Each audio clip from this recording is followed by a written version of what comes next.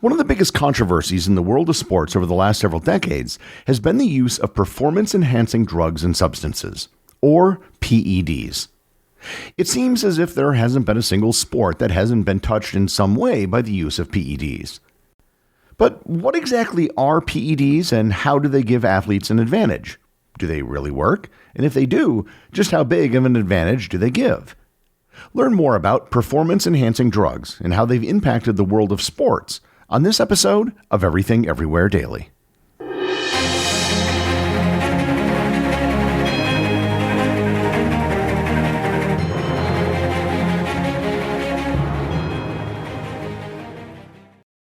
This episode is sponsored by Mint Mobile. One of the things I've noticed traveling around the world is how much more expensive American mobile phone plans are. In most countries I've visited, data and phone plans were very affordable. In the US, they tend to be really expensive. Mint Mobile has solved that problem by offering some of the most affordable mobile plans that you can find. All Mint Mobile wireless plans are $15 a month when you purchase a 3-month plan. Mint Mobile's secret is that they sell wireless services online. They don't have retail stores or salespeople. Moving to Mint Mobile is super easy. They use the same cell towers and networks as major carriers, and you can use your current phone and phone number. To get this new customer offer and your new 3-month unlimited wireless plan for just $15 a month, go to mintmobile.com/EED. That's mintmobile.com/EED. Cut your wireless bill to $15 a month at mintmobile.com/EED. $45 upfront payment required, equivalent to $15 a month. New customers on first 3-month plan only. Speed slower above 40 gigabit on unlimited plan.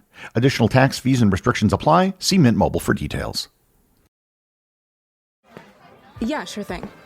Hey, you sold that car yet? Yeah, sold it to Carvana. Oh, I thought you were selling to that guy. The guy who wanted to pay me in foreign currency, no interest, over 36 months? Yeah, no. Carvana gave me an offer in minutes, picked it up, and paid me on the spot. It was so convenient. Just like that. Yep. No hassle. None. That is super convenient. Sell your car to Carvana and swap hassle for convenience. Pickup fees may apply. Most of you are probably aware of the many famous cases surrounding performance-enhancing drugs, or PEDs. At the 1988 Olympics, sprinter Ben Johnson had his gold medal in the 100 meters revoked due to being caught using PEDs. Cyclist Lance Armstrong had his 7 Tour de France wins from 1999 to 2005 nullified for the use of blood doping and PEDs.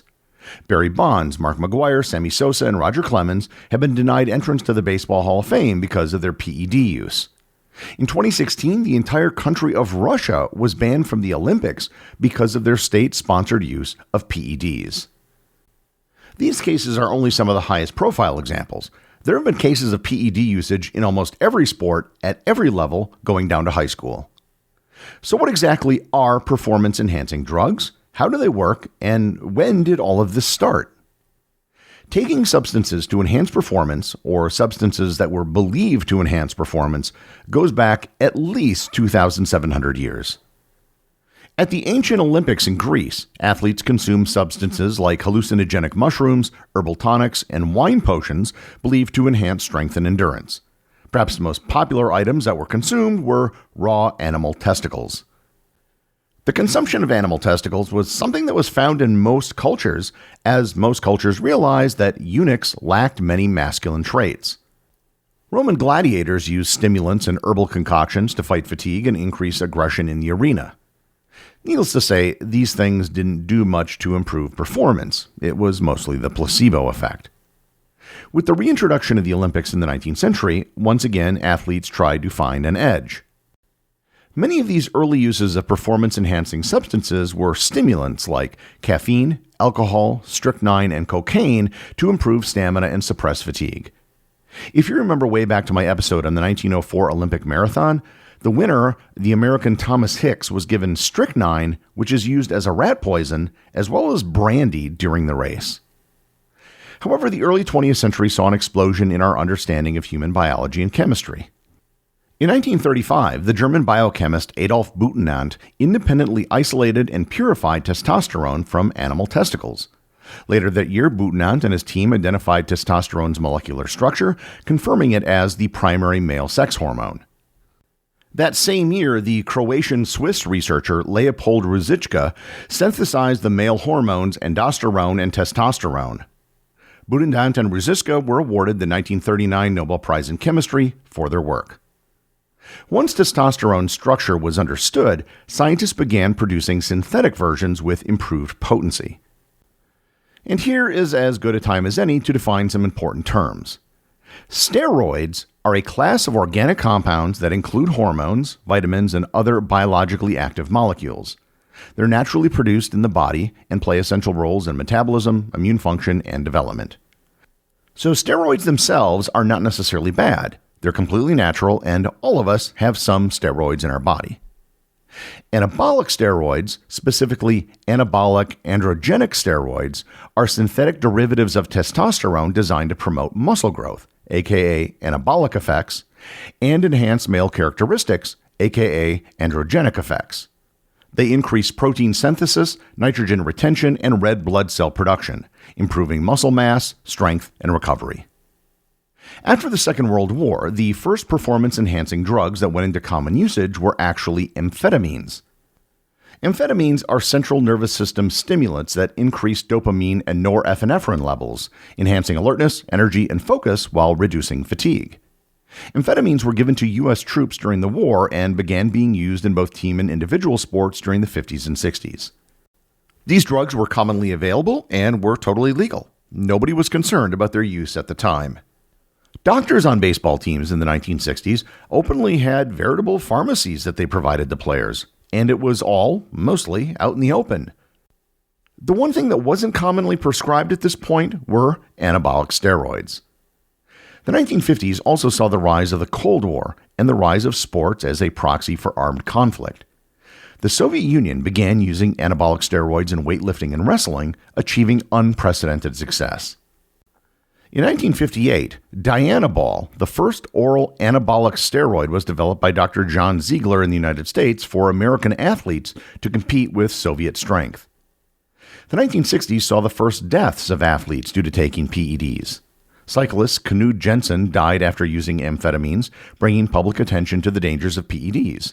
And in 1967, British cyclist Tom Simpson died during the Tour de France due to amphetamine use combined with dehydration.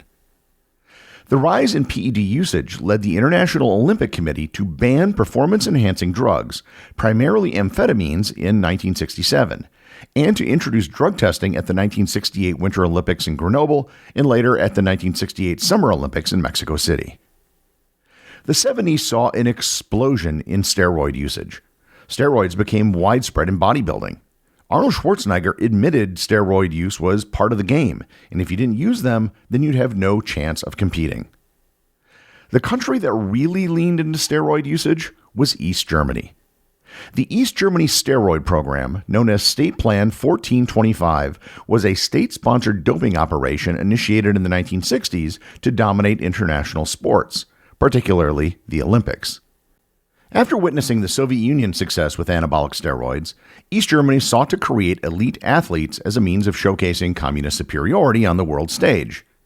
Under the direction of the East German Secret Police and the Sport Science Research Institute, the government secretly administered anabolic steroids, primarily oral Turnabol, to thousands of athletes, many of them teenagers, without their consent. Throughout the 1970s and 1980s, East German athletes, particularly in swimming, track and field, and weightlifting, dominated global competitions, setting world records and winning hundreds of Olympic medals. After the fall of the Berlin Wall in 1989, secret documents were uncovered exposing the full scale of the doping program. While the East Germans had the most organized system, every East Bloc country was doing it. Athletes were also using steroids in Western countries. It's just that it wasn't quite as organized of a campaign.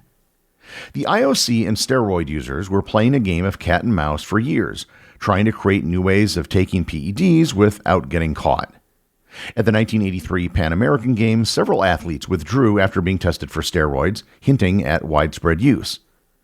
At the 1988 Seoul Olympics, Canadian sprinter Ben Johnson tested positive for stanozolol after winning the 100-meter gold medal, one of the most infamous doping cases. The 1980s also saw the rise of a new technique known as blood doping. Blood doping is an illegal performance-enhancing technique used to increase the oxygen-carrying capacity of blood, improve endurance, and aerobic performance. It's commonly associated with endurance sports like cycling, long-distance running, and cross-country skiing. Blood doping enhances an athlete's performance by increasing the number of red blood cells in circulation. More red blood cells means more oxygen delivery to muscles, allowing athletes to perform at higher intensities for longer durations. Blood doping can be done via transfusions of the athlete's own blood, taking erythropoietin, or EPO, which is a naturally occurring hormone produced by the kidneys that stimulates red blood cell production, or by taking synthetic oxygen carriers. The 80s also saw the first use of human growth hormone, or HGH. HGH is a naturally occurring hormone produced by the pituitary gland that plays a critical role in growth, metabolism, and cell regeneration. Unlike anabolic steroids, HGH does not drastically increase muscle mass, making it harder to detect in drug tests. By the 1990s, the problem had become so great that even greater measures were taken to stop it. In 1990, the United States passed the Anabolic Steroid Control Act, making steroids a controlled substance. And in 1999, the World Anti-Doping Agency was founded to combat doping globally. Despite the efforts to crack down on PEDs, they continued to be used. In 2002, the Belko scandal revealed a widespread doping operation in the United States involving athletes like Marion Jones and Barry Bonds.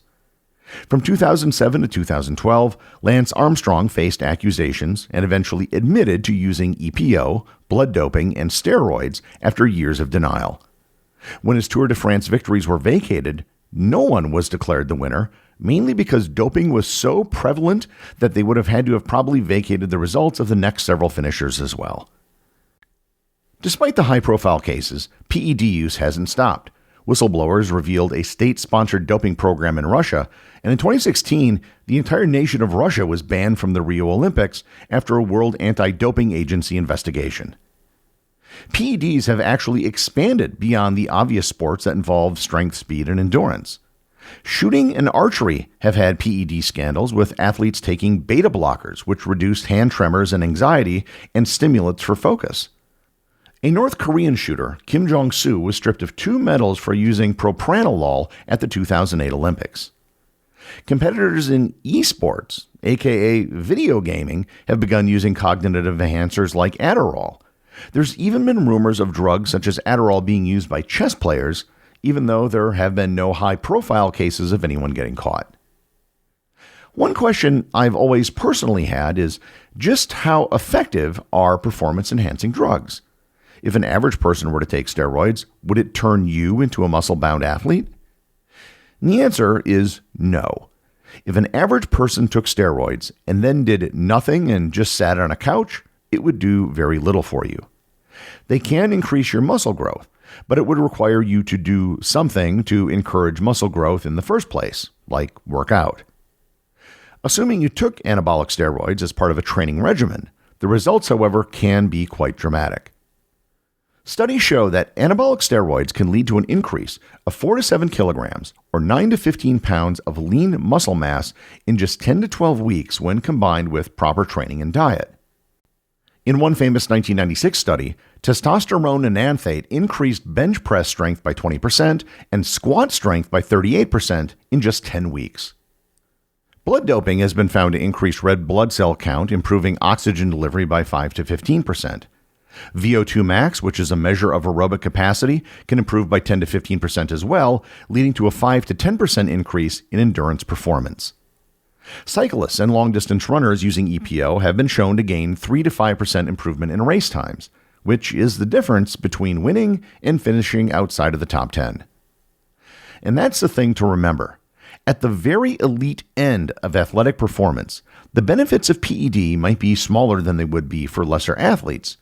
But when the difference between winning and losing is just a tenth of a second, that would be more than enough. One example of how small improvements can lead to dramatic results is in baseball. One estimate says that a professional baseball player might be able to increase muscle mass by 10% using steroids, which might result in a 4% increase in bat speed. However, kinetic energy is determined by the square of velocity, so a 4% increase in bat speed has a bigger impact than you'd think. Furthermore, home runs are determined on the margin. A great home run hitter may only hit a home run in 8% of his plate appearances. If just a few percent of long fly balls now turn into home runs, that can result in an enormous increase in home run totals. A 20 home run hitter might now be hitting 30 or 40 in a season. One thing I haven't touched on so far are the health risks of using PEDs. Using PEDs carries serious short-term and long-term health risks that vary depending on the substance. Anabolic steroids can cause liver damage, heart disease, high blood pressure, infertility, and psychological effects like aggression, aka roid rage, and depression. Human growth hormone may lead to organ enlargement, joint pain, and insulin resistance, increasing the risk of diabetes. EPO and blood doping can dangerously thicken the blood, increasing the likelihood of heart attacks, strokes, and blood clots. Stimulants like amphetamines and modafinil can cause insomnia, anxiety, high blood pressure, and addiction, while diuretics used for cutting weight can lead to dehydration and kidney failure. Performance-enhancing drugs are probably going to be with us forever. Right now, there's some biochemist somewhere trying to develop a new way to improve performance without getting caught. And there's some other biochemist working on new ways to catch them. So long as there are huge incentives for athletic performance, there will always be people who will do whatever they can to get an advantage, however small the advantage and however risky. The executive producer of Everything Everywhere Daily is Charles Daniel. The associate producers are Benji Long and Cameron Kieffer. I want to give a big shout out to everyone who supports the show over on Patreon, including the show's producers. Your support helps me put out a show every single day. And also, Patreon is currently the only place where Everything Everywhere Daily merchandise is available to the top tier of supporters. If you'd like to talk to other listeners of the show and members of the Completionist Club, you can join the Everything Everywhere Daily Facebook group or Discord server. Links to everything are in the show notes.